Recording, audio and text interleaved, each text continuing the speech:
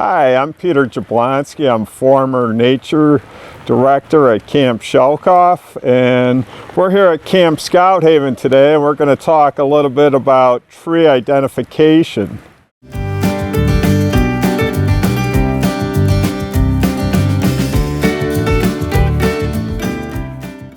There's two main types of trees: conifers or evergreens, which are also considered softwoods, and deciduous trees, or trees that shed their leaves in the fall, which are also known as hardwoods. So we're going to start today right here with this white pine tree. And the way to tell a white pine is you pull out a cluster of needles and you count the needles. And when you count that cluster, there are 5. And if you remember, there are 5 letters in the word white, W-H-I-T-E. So that is a white pine. And frequently, if you look at it, you might see white sap, which also would help you to identify in looking at the cone. So whether it's an evergreen or a deciduous tree, you could identify them by the needles, the leaves, the bark, which is a little more difficult, and perhaps the fruit or the nuts or the cones. Next tree, right here to our right, is a Norway spruce.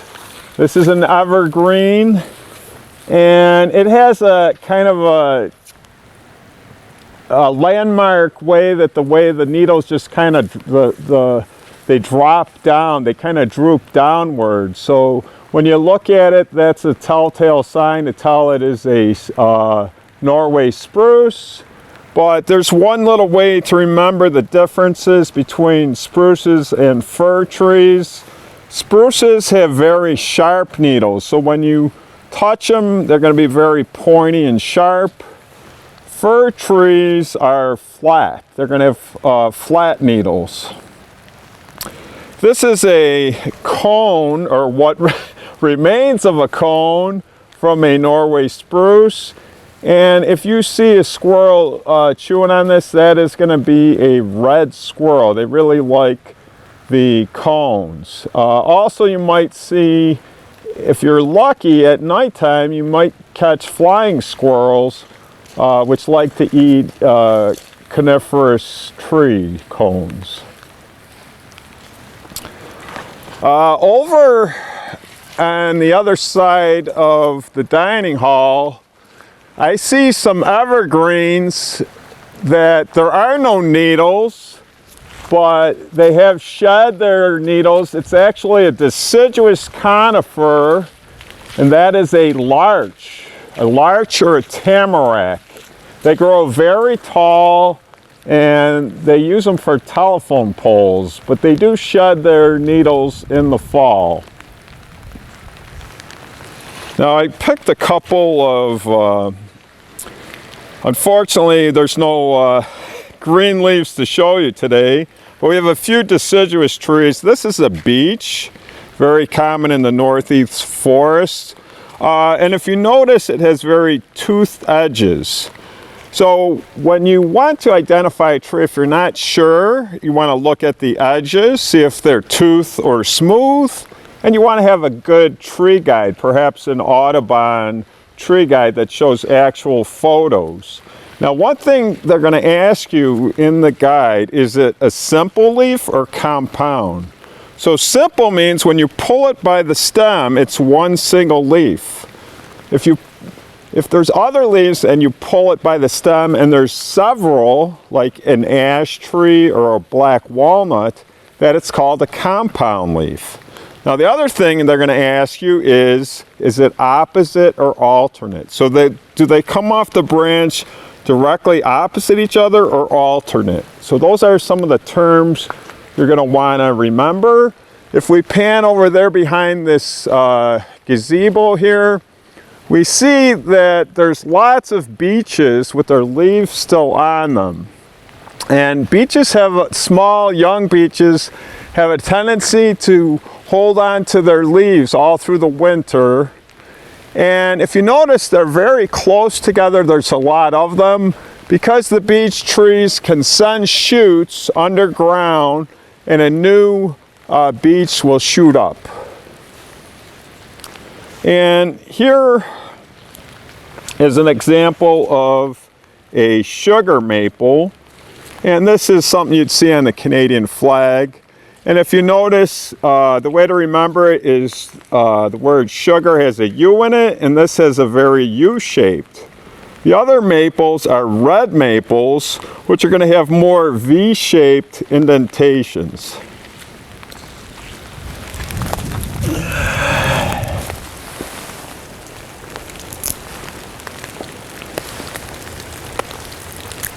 What's that? So earlier I talked about how you can identify a tree by the bark. Here's one that's pretty easy to tell. This is a yellow birch. Notice how the bark kind of peels off. But scouts, you don't want to ever peel bark off the tree because it could kill them. And the other thing, what I did is I broke a branch off of here, and when you twist it and smell it, it has a birch beer smell, and that's what they actually use to make birch beer soda pop.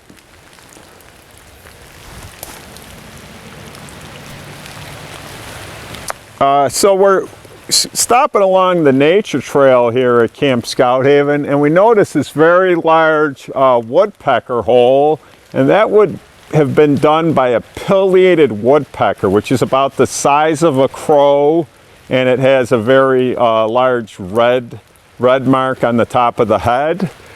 And of course, in nature, you don't want to tear down dead trees because it is food for the woodpeckers. And of course, when they make these large holes, it then provides nesting grounds for other birds. So we always want to keep the dead trees alive if it's not in an area that's going to harm man.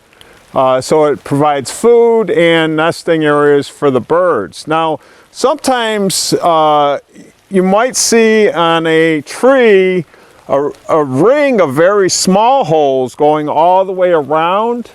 That's the sign of a yellow-bellied sapsucker. And they actually make the ring all the way around. And that's actually beneficial for other birds, such as hummingbirds. When hummingbirds first come back, when they migrate back in the summer or in the early spring, there's no flowers, there's no food for them. So they will come to those holes from the yellow-bellied sapsucker and get the sap from the trees. So it's a kind of a symbiotic relationship where they're helping each other out.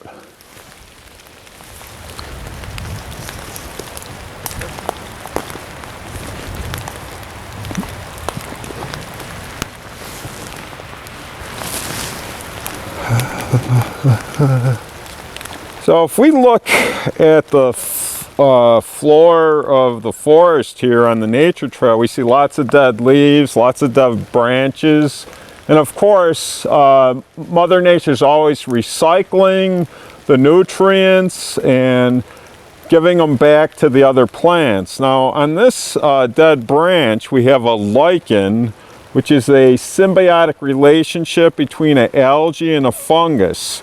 So that means when we say symbiosis, we mean the two organisms, they live together and they benefit each other. So the algae is getting the sunlight, making energy, and the fungus is able to attach to the dead log and get nutrients that way. So they are both benefiting each other.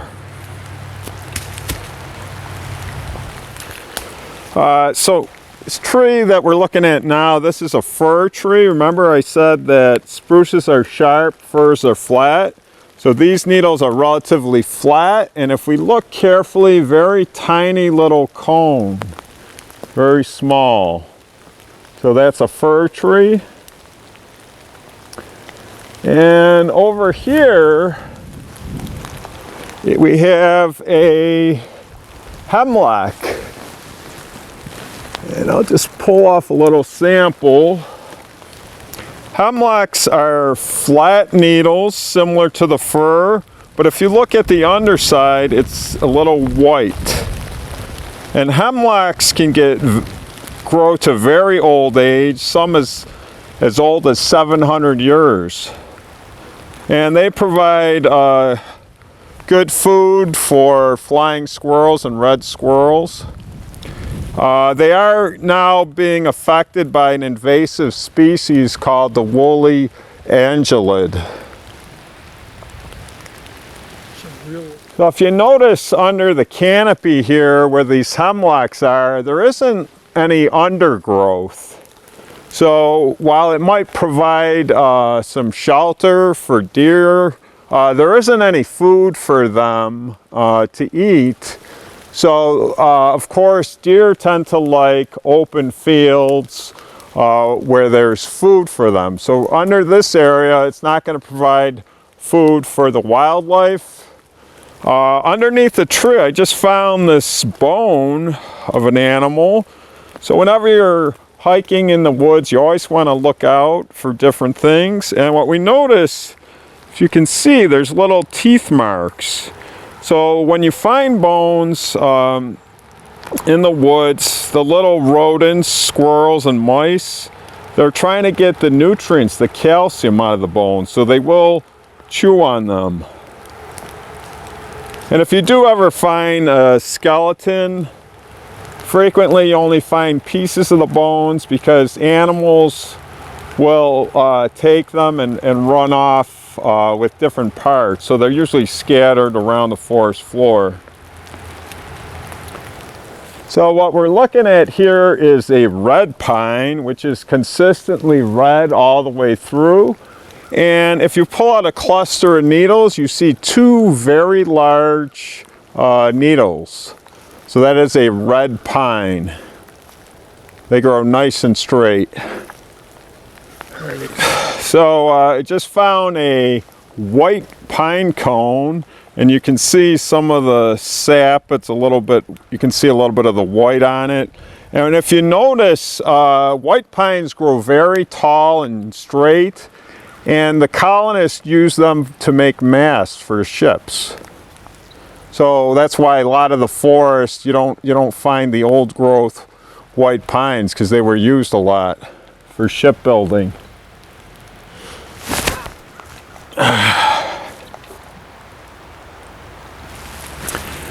Now, if you look at this tree, you notice it's been chewed on. That is a beaver, and of course, they have to continuously chew, otherwise their teeth will grow and they would actually die from that.